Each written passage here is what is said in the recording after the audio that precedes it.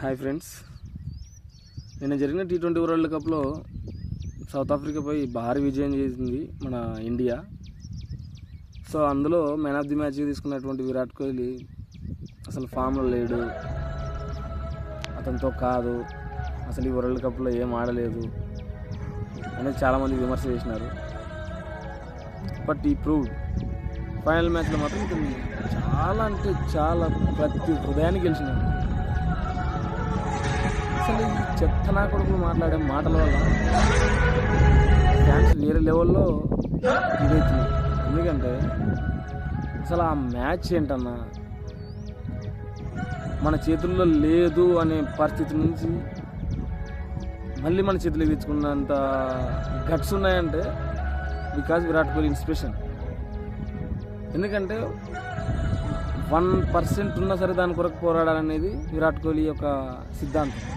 1% chance ఉన్నా సరే మీరు అదేనా. ఎందుకంటే మీరు టీంలో ఉంటే ప్రతి ఒక్క ప్లేయర్ని ఇన్స్పిరేషన్ చేయగలుగుతారు.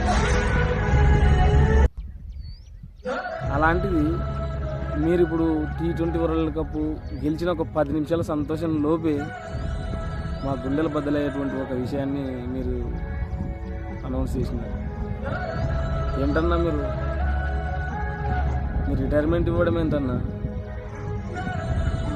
ఇంత క్లాసికల్ ఆటగాడు అసలు ప్రపంచంలో లేడు అనేటువంటి ఒక స్టేట్మెంట్ విన్నప్పుడల్లా మా ఫ్యాన్స్ గుండెలు ఒక పట్టలేని సంతోషం. మీరు ఈక్వల్ టు సచిన్ టెండూల్కర్ అన్న. ఇంత మంచి ఆటగాడు ఈరోజు T20 నుంచి రిటైర్ అవుతున్నాడంటే మేము భరించలేకపోతున్నామన్న.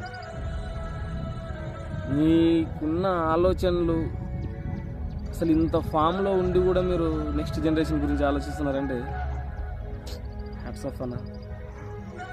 కానీ ఫ్యాన్స్గా మాత్రం మేము చాలా బాధపడుతున్నాం అన్న, భరించలేకపోతున్నాం. ఎందుకంటే ఇక మీదట మేము క్రికెట్ చూడలేము, ఇంకా మాతో కాదేమో. వి నెవర్ బిలీవ్ మీరు ఇంత తొందరగా మీ రిటైర్మెంట్ ప్రకటిస్తారని అసలు మేము అనుకోలేదు. బట్ ఏదేమైనా నెక్స్ట్ జనరేషన్ గురించి ఆలోచించి మీరు ఇంత సడన్గా రిటైర్మెంట్ ప్రకటించి T20 వరల్డ్ కప్కి మా బిడ్డలు బద్దలు కొట్టినారు. కానీ ఫ్యాన్స్ మీ మీద మాత్రం కోపంగా ఉన్నారన్న. ఎనీవేస్, గుడ్ లక్ నెక్స్ట్ జనరేషన్కి. మీరు ఇచ్చిన ఇన్స్పిరేషన్ తరతరాలుగా నిలబడిపోవాలి. మేము కూడా ఫ్యాన్స్గా కోరుకుంటున్నామన్నా. జై హింద్, జై ఇండియా.